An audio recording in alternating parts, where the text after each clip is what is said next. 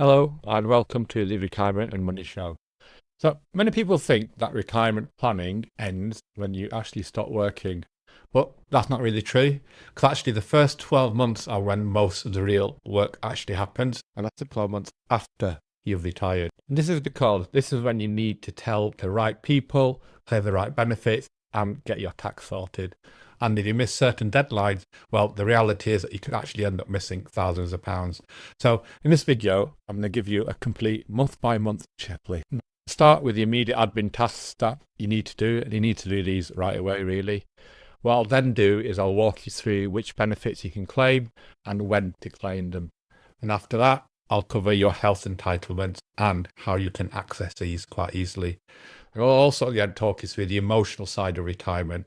And I actually find that when I speak to people, this is what catches them out. And at the end, we'll finish with how to review everything and hopefully help you spot problems early, so before they become a big problem.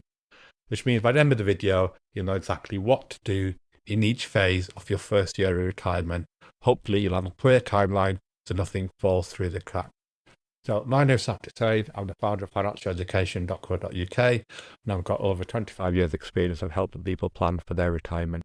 So let's start at the beginning, and these are the first 2 months after you finish work. And this is when you need to sort out the urgent paperwork and start telling people right away that you have retired.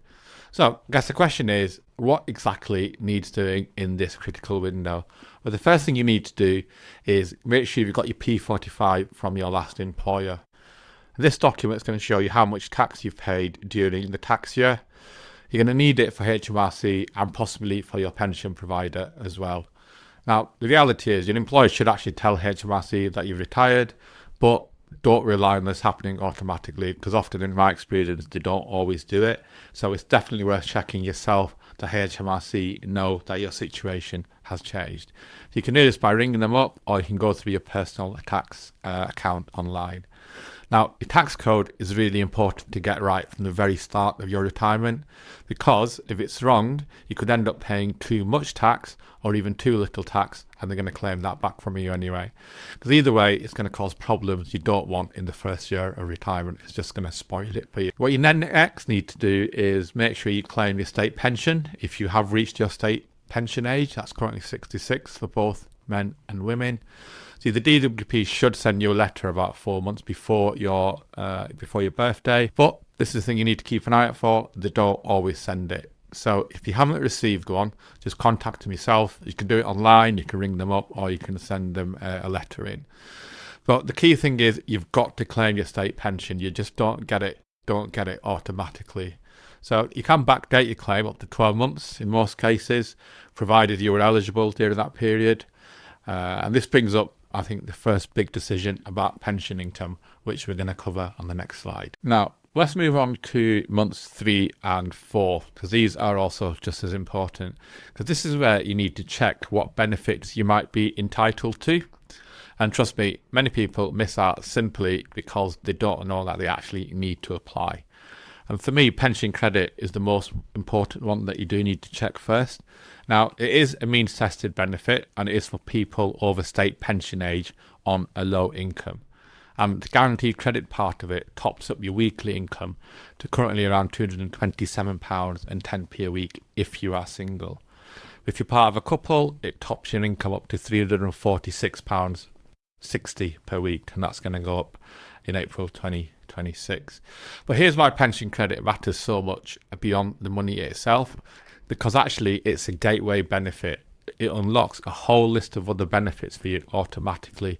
Now, for example, you can get your council tax paid in full, you become eligible for the warm home discount, and you can get help with NHS costs like dental treatment. The thing is, even if you think you might not qualify, it's worth checking. The income limits are more generous than most people expect, and certain types of income, like attendance allowance, are ignored completely. And council tax reduction is another one that you can claim during these months. So if you do find yourself in a low income in retirement, your council can reduce your bill significantly. And for pensioners receiving the guarantee credit, well, you can get 100% off your council tax depending on the authority that you're in. And ultimately, that's your entire council tax bill covered. The other thing you'll want to do is check winter fuel payment, make sure that's coming through automatically. See, most people over state pension age get between £200 and £300 each winter. Now, you shouldn't need to claim it, but what you do need to do is check that you've actually received it, because again, I've seen it go missing. Now, our money and benefits are sorted. There's another slide that I want to cover next. So the next side is health and well-being. So around months 5 and 6, it's time to focus on your health entitlements. Now, these benefits exist to keep you healthy, but you need to know about them first, obviously, before you can access them or claim for them. So let's go through what you can access for free. So once you turn 60, you may be eligible for free NHS prescriptions in England, but you do need to be at a qualifying age, and there might be some other criteria that you need to meet as well. We've done a separate video on this. But if you're in Scotland, Wales and Northern Ireland already, well, you've got free prescriptions and everyone gets them. But in England, this only kicks in at 60, but it is regardless of income. You just need to tick the box on your prescription form and show ID if you're at. You're also entitled to free NHS eye tests from age 60 as well. Now, this is important because eye tests can actually spot other health problems too. So that could be things like diabetes and high blood pressure. And interestingly, these often actually show up first in your eyes. So what I'd recommend you do is book an appointment with your optician and tell them that you're over 60. And the other thing to look at, I always recommend people do this, is the NHS health check. So that's a free checkup available every 5 years.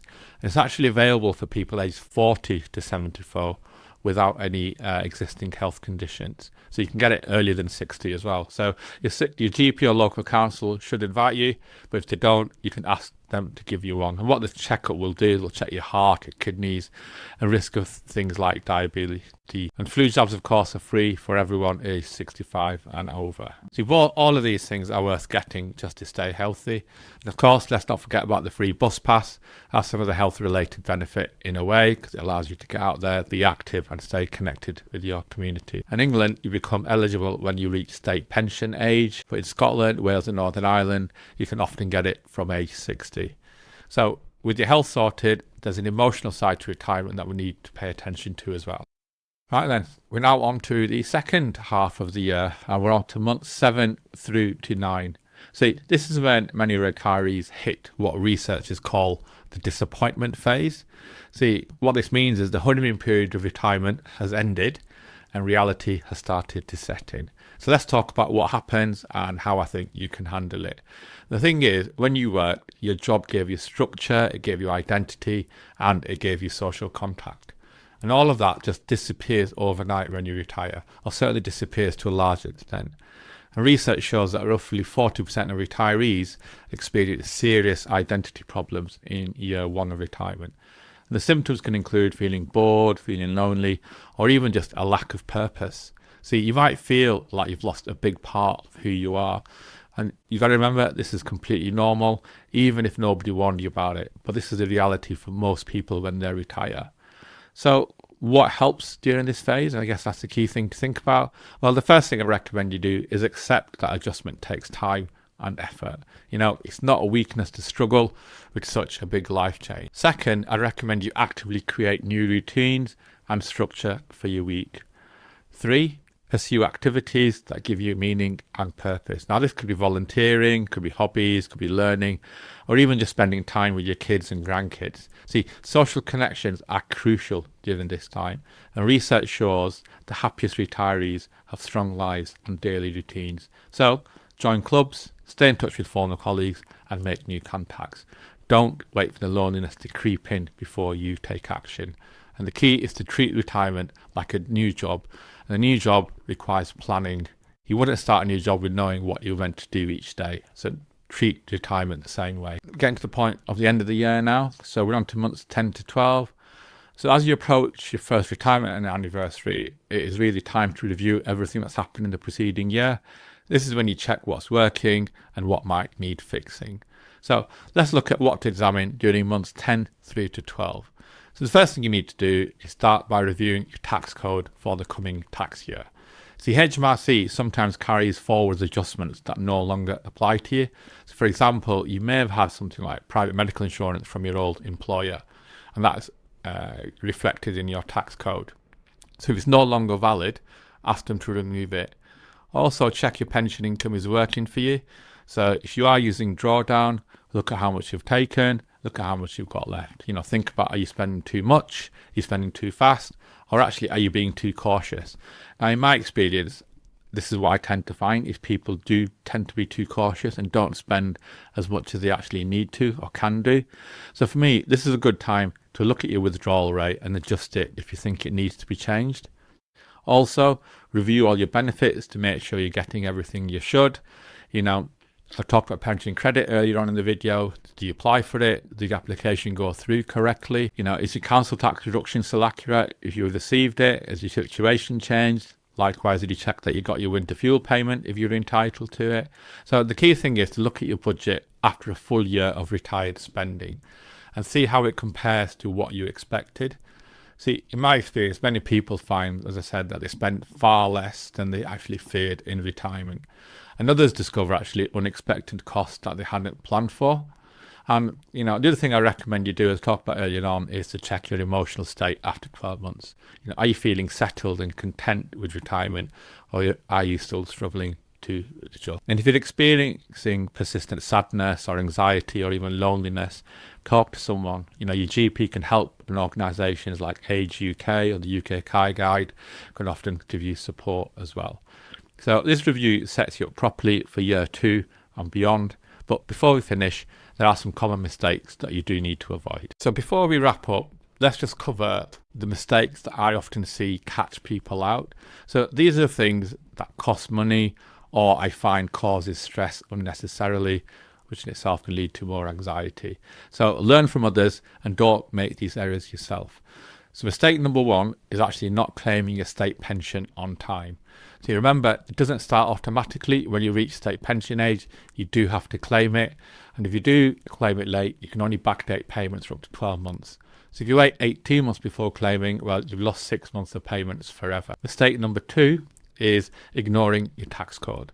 See, many retirees pay the wrong amount of tax in the first year, and a lot more than you expect actually pay it incorrectly. So this either gets taken as too much, or you have to reclaim it back later. Or too little gets taken, and then you're hit with an unexpected bill. It doesn't leave you happy either way. So check your tax code right away from the start, and do make sure you check it regularly. And mistake number 3 is actually not claiming any needs-tested benefits. See, hundreds of thousands of people miss out on pension credit each year, and that's simply because they assume they won't qualify, and therefore they just don't check whether they're entitled to it. Or I sometimes feel when I speak to people, they're just embarrassed about claiming, but the reality is you're entitled to it, so claim it. Don't be one of these people. And if you're not quite sure, you can go online, you can use the benefits calculator, and it'll tell you if you're eligible, and it will also help you apply. Mistake number 4 is taking too much from your pension too quickly. See, I've seen people treat their pension pot like a windfall when they hit retirement, and they spend big in year 1. But the reality is this can actually create tax problems and leave you short later on.